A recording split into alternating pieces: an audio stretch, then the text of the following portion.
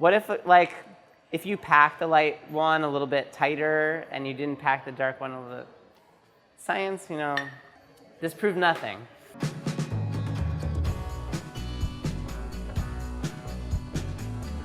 Welcome to the Food 52 Test Kitchen. My name is Josh Cohen. I'm the Test Kitchen Director here. Food 52 community members have been writing in asking, is there a difference between light brown sugar and dark brown sugar when they're doing baking projects? Today we're gonna make some blondies and we're gonna find out the answer. A lot of pastry and baking questions get into really nitty-gritty scientific explanations where if you do something wrong, you're gonna ruin the whole dessert. And the good thing about light brown sugar and dark brown sugar is you're not gonna ruin anything. They're basically interchangeable, and the main difference comes just with the taste. So if you have an apple cake and you're not sure light brown sugar or dark brown sugar, you can use either one. You don't have to get stressed out about it. Light brown sugar and dark brown sugar, the main difference between them is the molasses content. I'll bring it back for a second and we'll talk about how brown sugar is made. You start with sugarcane, and as you're refining the sugarcane, turning it into sugar, one of the byproducts is molasses. Now, it would be a beautiful world if they took the unrefined sugar with the molasses in it and just sold it to you, but they don't really do that. Most brown sugar that you buy in a grocery store starts from sugarcane. They take it all the way to white sugar, and then they mix molasses back in and they sell it to you as light brown sugar or dark brown sugar. If you like those deep molasses, caramel, toffee notes in your dessert, go with the dark brown sugar. If you want a slightly lighter vibe, go with the light brown sugar. That little extra bit of molasses is gonna add a touch of moisture, a touch of acidity, so your final dessert with the dark brown sugar, technically it's gonna be a little bit more moist, whereas if you use light brown sugar, it could end up a little bit more crispy. But when it comes to those textural differences, I think honestly, it would be hard to tell. The main difference is gonna be in flavor. Is there a difference in the weight? I guess that's a good question, because if you're a real serious baker and you're not even measuring things using like a quarter cup, you're measuring it in grams, that's gonna matter to you.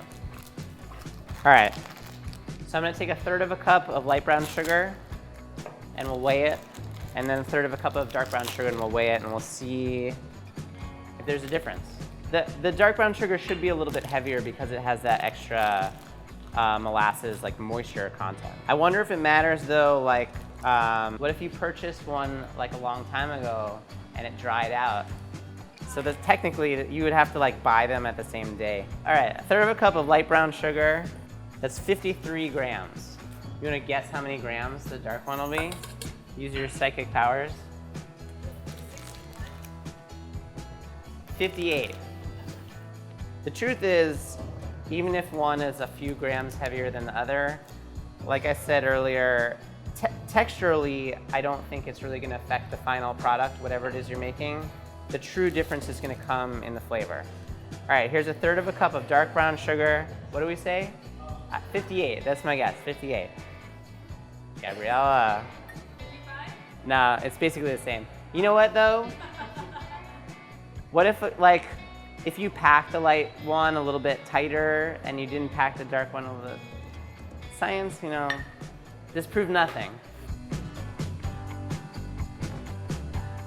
Welcome Hello, to the Josh. Test Kitchen. Thank you. Tell them who you are. I'm Sam. I work in advertising here at Food 52. All right.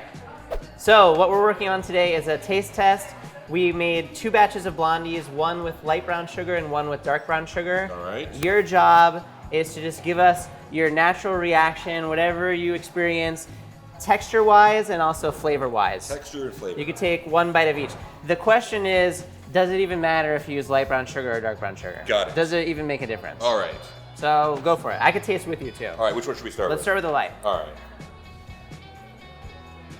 This is just gonna be our baseline. You know, we can't even say anything yet because this is what we're gonna measure against. And I say that it's very tasty. Yeah. Okay. Yeah. Food 52 recipe. We're good. Yeah. All right, that's one. Okay. Texture. We can't forget the texture too. It's gonna be easy to talk about taste, but so this was like a little bit soft, a little bit chewy, Yep. a little crunchy on the outside. Definitely some crunchiness. Okay, I'm going on the dark now. Let's do it.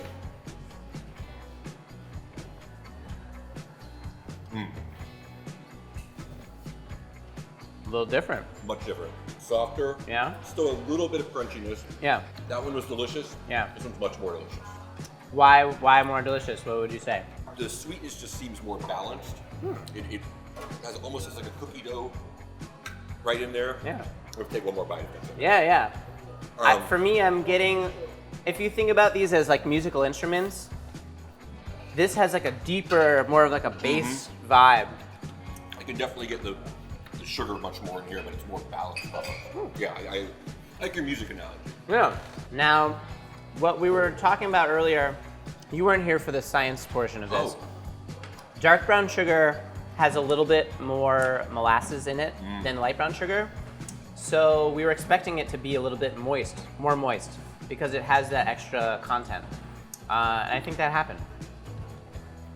Definitely prefer this one. Interesting. That one was still very good. Yeah. All right, Sam, Well done. thank you very much. Thank you, Josh. All right. Thanks, guys. Welcome, you're in the test kitchen now. Thank you. This is Valerio. I'm not even gonna give you any information. I'm gonna have you taste two things, and you're just gonna tell us your experience. All right. We made the same recipe twice, but with a slight difference, and we're just gonna have you describe texture and taste if you feel like there's a difference. Okay. So here's taste number one. Texture and taste. You just think about it, because you have nothing to compare it to. Okay. And then when we give you the second one, you could say if you felt like there was a difference between the two. It's sweet though. Yeah, Yeah. yeah, you got that. You're correct so far. Okay. That's option number one. This is option number two. Okay. Also sweet. Yeah, yeah. Same thing. Same But thing. This one was like the first one was like grainier Interesting. and like kind of crunchier, and Crunchier. the second one felt like fudgier. Ooh, all right. Good textural difference yeah. there. I think it was a blondie. You're right, yeah. Do you have a preference? I like the dark one, but I could see, like, if I was making a chocolate chip cookie Yeah. and I want it to be crispier, maybe you want to go with the light brown sugar. I kind of prefer this one. Yeah? Yeah. That's fine. Cool. Thank you for your help. Thank you. All right.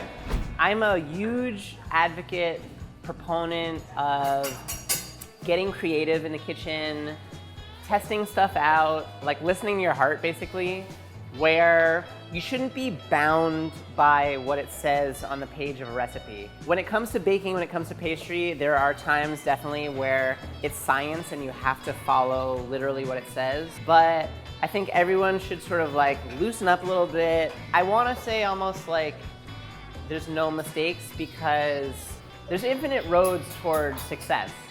And I just want people to become more playful, experimental, creative.